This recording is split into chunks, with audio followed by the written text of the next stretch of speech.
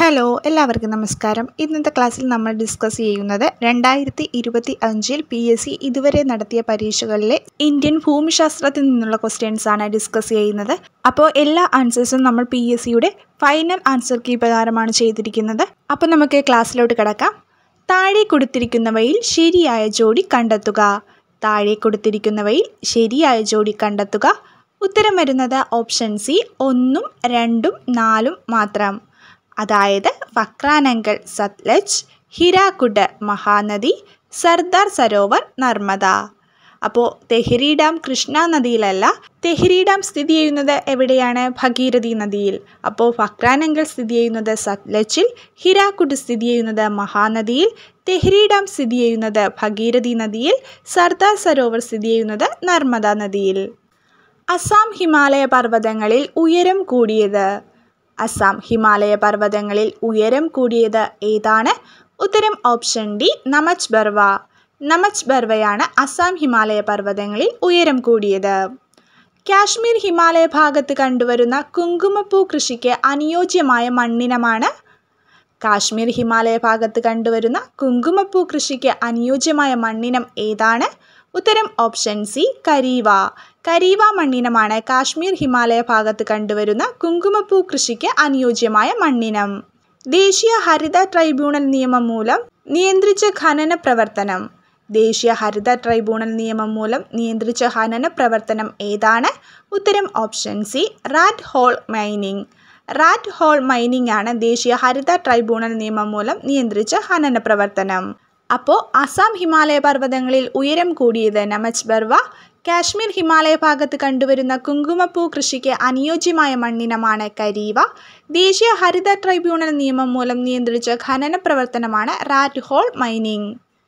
മധ്യഘട്ടത്തിലോ കീഴ്ഘട്ടത്തിലോ അവസാദങ്ങളുടെ ഭാരം കാരണം വളഞ്ഞു പുളഞ്ഞ് ഒഴുകുന്ന നദി സൃഷ്ടിക്കുന്ന ഭൂരൂപമാണ്. എന്താണ്? മധ്യഘട്ടത്തിലോ കീഴ്ഘട്ടത്തിലോ അവസാദങ്ങളുടെ ഭാരം കാരണം വളഞ്ഞു പുളഞ്ഞ് ഒഴുകുന്ന നദി സൃഷ്ടിക്കുന്ന ഭൂരൂപമാണ്. ഉത്തരം ഓപ്ഷൻ ഡി ഓക്സ്ബോ തടാകങ്ങൾ. ഓക്സ്ബോ തടാകങ്ങൾ എന്താണ്? മധ്യഘട്ടത്തിലോ കീഴ്ഘട്ടത്തിലോ അവസാദങ്ങളുടെ ഭാരം കാരണം വളഞ്ഞു പുളഞ്ഞ് ഒഴുകുന്ന നദി സൃഷ്ടിക്കുന്ന ഭൂരൂപമാണ് ഓക്സ്ബോ തടാകങ്ങൾ. നറോറ ആണവ നിലയം സ്ഥിതി ചെയ്യുന്ന സംസ്ഥാനം. നറോറ ആണവ നിലയം സ്ഥിതി ചെയ്യുന്ന സംസ്ഥാനം ഏതാണ്? ഉത്തരം ഓപ്ഷൻ ഡി ഉത്തർപ്രദേശ്. ഉത്തർപ്രദേശിലാണ് നറോറ ആണവ നിലയം സ്ഥിതി ചെയ്യുന്നത്. അപ്പോൾ മധ്യഘട്ടത്തിലോ കീഴ്ഘട്ടത്തിലോ അവസാദങ്ങളുടെ ഭാരം കാരണം വളഞ്ഞു പുളഞ്ഞ് ഒഴുകുന്ന നദി സൃഷ്ടിക്കുന്ന ഭൂരൂപമാണ് ഓക്സ്ബോ തടാകങ്ങൾ.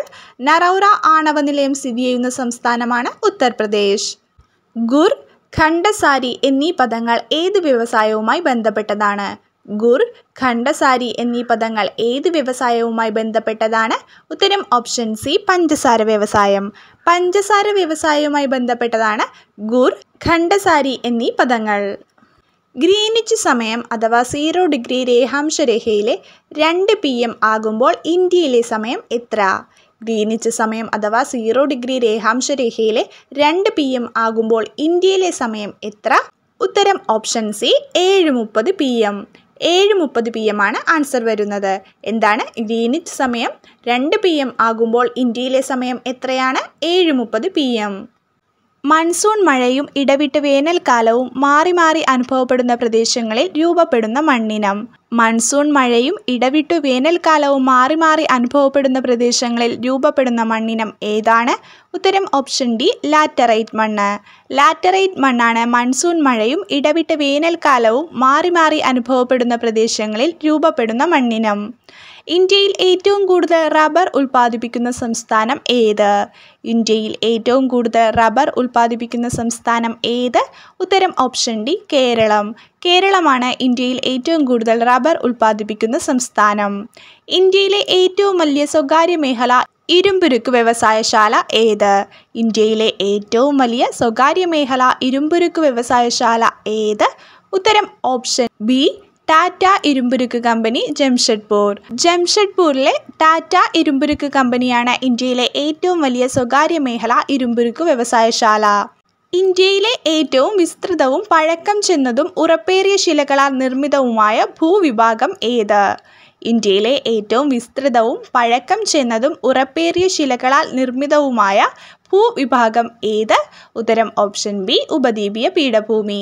ഉപദ്വീപീയ പീഠഭൂമിയാണ് ഇന്ത്യയിലെ ഏറ്റവും വിസ്തൃതവും പഴക്കം ചെന്നതും ഉറപ്പേറിയ ശിലകളാൽ നിർമ്മിതവുമായ ഭൂവിഭാഗം. അപ്പോൾ മൺസൂൺ മഴയും ഇടവിട്ട് വേനൽക്കാലവും മാറി മാറി അനുഭവപ്പെടുന്ന പ്രദേശങ്ങളിൽ രൂപപ്പെടുന്ന മണ്ണിനമാണ് ലാറ്ററൈറ്റ് മണ്ണ്. ഇന്ത്യയിൽ ഏറ്റവും കൂടുതൽ റബ്ബർ ഉൽപ്പാദിപ്പിക്കുന്ന സംസ്ഥാനമാണ് കേരളം. ഇന്ത്യയിലെ ഏറ്റവും വലിയ സ്വകാര്യ മേഖല ഇരുമ്പുരുക്ക് വ്യവസായശാലയാണ് ടാറ്റ ഇരുമ്പുരുക്ക് കമ്പനി ജംഷഡ്പൂർ. ഇന്ത്യയിലെ ഏറ്റവും വിസ്തൃതവും പഴക്കം ചെന്നതും ഉറപ്പേറിയ ശിലകളാൽ നിർമ്മിതവുമായ ഭൂവിഭാഗമാണ് ഉപദ്വീപീയ പീഠഭൂമി. ഇന്ത്യയുടെ ധാന്യപ്പുര എന്നറിയപ്പെടുന്നത് ഏതു ഭൂവിഭാഗത്തെയാണ്? ഇന്ത്യയുടെ ധാന്യപ്പുര എന്നറിയപ്പെടുന്നത് ഏതു ഭൂവിഭാഗത്തെയാണ്? ഉത്തരം ഓപ്ഷൻ ബി ഉത്തരമഹാസമതലം. ഉത്തരമഹാസമതലമാണ് ഇന്ത്യയുടെ ധാന്യപ്പുര എന്നറിയപ്പെടുന്ന ഭൂവിഭാഗം. പടിഞ്ഞാറൻ തീരസമതലവുമായി ബന്ധപ്പെട്ട ശരിയായ പ്രസ്താവനകൾ ഏവ? പടിഞ്ഞാറൻ തീരസമതലവുമായി ബന്ധപ്പെട്ട ശരിയായ പ്രസ്താവനകൾ ഏവ? ഉത്തരം ഓപ്ഷൻ സി 1ഉം 3ഉം ശരിയാണ്. അതായത് താരതമ്യേന വീതിക്കുറവ് റാൻ ഓഫ് കച്ച് മുതൽ കന്യാകുമാരി വരെ നീളുന്നു. എന്തൊക്കെയാണ്? താരതമ്യേന വീതിക്കുറവ്, റാൻ ഓഫ് കച്ച് മുതൽ കന്യാകുമാരി വരെ നീളുന്നു എന്നിവയാണ് തന്നിരിക്കുന്ന പ്രസ്താവനകളിൽ പടിഞ്ഞാറൻ തീരസമതലവുമായി ബന്ധപ്പെട്ട ശരിയായവ. സിന്ധു നദിയുടെ പോഷക നദികൾ താഴെ കൊടുത്തിരിക്കുന്നതിൽ ശരിയായത് ഏത്? സിന്ധു നദിയുടെ പോഷക നദികൾ താഴെ കൊടുത്തിരിക്കുന്നതിൽ ശരിയായത് ഏത്? ഉത്തരം ഓപ്ഷൻ എ ഝലം, ചീനാബ്, രവി, ബിയാസ്, സത്ലജ്. ഝലം, ചീനാബ്, രവി, ബിയാസ്, സത്ലജ് എന്നിവയാണ് സിന്ധു നദിയുടെ പോഷക നദികൾ. ഇന്ത്യയിലെ കാർഷിക കാലങ്ങളിൽ റാബിയുടെ ശരിയായ വിളയിറക്കൽ കാലം. ഇന്ത്യയിലെ കാർഷിക കാലങ്ങളിലെ റാബിയുടെ ശരിയായ വിളയിറക്കൽ കാലം ഏതാണ്? ഉത്തരം ഓപ്ഷൻ സി നവംബർ മധ്യം. നവംബർ മധ്യമാണ് ഇന്ത്യയിലെ കാർഷിക കാലങ്ങളിലെ റാബിയുടെ ശരിയായ വിളയിറക്കൽ കാലം. കോട്ടണോപോളിസ് എന്ന് വിശേഷിപ്പിക്കുന്ന ഇന്ത്യൻ നഗരം. കോട്ടണോപോളിസ് എന്ന് വിശേഷിപ്പിക്കുന്ന ഇന്ത്യൻ നഗരം ഏത്? ഉത്തരം ഓപ്ഷൻ ഡി മുംബൈ. മുംബൈയാണ് കോട്ടണോപോളിസ് എന്ന് വിശേഷിപ്പിക്കുന്ന ഇന്ത്യൻ നഗരം. അപ്പോൾ സിന്ധു നദിയുടെ പോഷക നദികളാണ് ഝലം, ചിനാബ്, രവി, ബിയാസ്, സത്ലജ്. ഇന്ത്യയിലെ കാർഷിക കാലങ്ങളിലെ റാബിയുടെ ശരിയായ വിളയിറക്കൽ കാലമാണ് നവംബർ മധ്യം. കോട്ടണോപോളിസ് എന്ന് വിശേഷിപ്പിക്കുന്ന ഇന്ത്യൻ നഗരമാണ് മുംബൈ. 1959 ജർമ്മനിയുടെ സാങ്കേതിക സഹായത്തോടെ സ്ഥാപിതമായ ഇന്ത്യയിലെ ഇരുമ്പുരുക്ക് ശാല. 1959 ജർമ്മനിയുടെ സാങ്കേതിക സഹായത്തോടെ സ്ഥാപിതമായ ഇന്ത്യയിലെ ഇരുമ്പുരുക്ക് ശാല ഏത്? ഉത്തരം option B Hindustan steel limited, Rourkela. Hindustan steel limited, റൂർക്കേലയാണ് 1959 ജർമ്മനിയുടെ സാങ്കേതിക സഹായത്തോടെ സ്ഥാപിതമായ ഇന്ത്യയിലെ ഇരുമ്പുരുക്ക് ശാല. ഇന്ത്യയിലെ 6 വരിപ്പാതകളായ സൂപ്പർ ഹൈവേകളെ ചേർത്ത് സുവർണ ചതുഷ്കോണ സൂപ്പർ ഹൈവേ എന്ന് പേര് നൽകിയിട്ടുള്ള റോഡ് ഏതെല്ലാം നഗരങ്ങളെ തമ്മിൽ ബന്ധിപ്പിക്കുന്നു? ഇന്ത്യയിലെ 6 വരിപ്പാതകളായ സൂപ്പർ ഹൈവേകളെ ചേർത്ത് സുവർണ ചതുഷ്കോണ സൂപ്പർ ഹൈവേ എന്ന് പേര് നൽകിയിട്ടുള്ള റോഡ് ഏതെല്ലാം നഗരങ്ങളെ തമ്മിൽ ബന്ധിപ്പിക്കുന്നു? ഉത്തരം ഓപ്ഷൻ ബി ഡൽഹി, മുംബൈ, ചെന്നൈ, കൊൽക്കത്ത. സുവർണ ചതുഷ്കോണ സൂപ്പർ ഹൈവേ ബന്ധിപ്പിക്കുന്നത് ഡൽഹി, മുംബൈ, ചെന്നൈ, കൊൽക്കത്ത എന്നീ നഗരങ്ങളെയാണ്. അപ്പോൾ 1959 ജർമ്മനിയുടെ സാങ്കേതിക സഹായത്തോടെ സ്ഥാപിതമായ ഇന്ത്യയിലെ ഇരുമ്പുരുക്ക് ശാലയാണ് ഹിന്ദുസ്ഥാൻ സ്റ്റീൽ ലിമിറ്റഡ്, റൂർക്കേല. ഇന്ത്യയിലെ 6 വരിപ്പാതകളായ സൂപ്പർ ഹൈവേകളെ ചേർത്ത് സുവർണ ചതുഷ്കോണ സൂപ്പർ ഹൈവേ എന്ന് പേര് നൽകിയിട്ടുള്ള റോഡ് ഏതെല്ലാം നഗരങ്ങളെ തമ്മിൽ ബന്ധിപ്പിക്കുന്നു എന്ന് ചോദിച്ചാൽ ഡൽഹി, മുംബൈ, ചെന്നൈ, കൊൽക്കത്ത. തമിഴ്നാട്ടിലെ നെയ്വേലിയിൽ നിന്നും ലഭിക്കുന്ന ഇന്ധനക്ഷമത കുറഞ്ഞ കൽക്കരി താഴെ പറയുന്നതിൽ ഏതാണ്? തമിഴ്നാട്ടിലെ നെയ്വേലിയിൽ നിന്നും ലഭിക്കുന്ന ഇന്ധനക്ഷമത കുറഞ്ഞ കൽക്കരി താഴെ പറയുന്നതിൽ ഏതാണ്? ഉത്തരം ഓപ്ഷൻ ഡി ലിഗ്നൈറ്റ്. ലിഗ്നൈറ്റ് ആണ് തമിഴ്നാട്ടിലെ നെയ്വേലിയിൽ നിന്നും ലഭിക്കുന്ന ഇന്ധനക്ഷമത കുറഞ്ഞ കൽക്കരി. എല്ലാ ഋതുക്കളുടെയും സവിശേഷതകൾ വ്യക്തമായി അനുഭവപ്പെടുന്ന മേഖല ഏതാണ്? എല്ലാ ഋതുക്കളുടെയും സവിശേഷതകൾ വ്യക്തമായി അനുഭവപ്പെടുന്ന മേഖല ഏതാണ്? ഉത്തരം ഓപ്ഷൻ സി മിതോഷ്ണ പ്രദേശങ്ങൾ. മിതോഷ്ണ പ്രദേശങ്ങളാണ് എല്ലാ ഋതുക്കളുടെയും സവിശേഷതകൾ വ്യക്തമായി അനുഭവപ്പെടുന്ന മേഖല. ഭൂവൽക്കവും മാൻഡിലിൻ്റെ ഉപരിഭാഗവും ചേർന്നുള്ള ഭാഗത്തെ ഡാഷ് എന്നാണ് വിളിക്കുന്നത്. ഭൂവൽക്കവും മാൻഡിലിൻ്റെ ഉപരിഭാഗവും ചേർന്നുള്ള ഭാഗത്തെ ഡാഷ് എന്നാണ് വിളിക്കുന്നത്.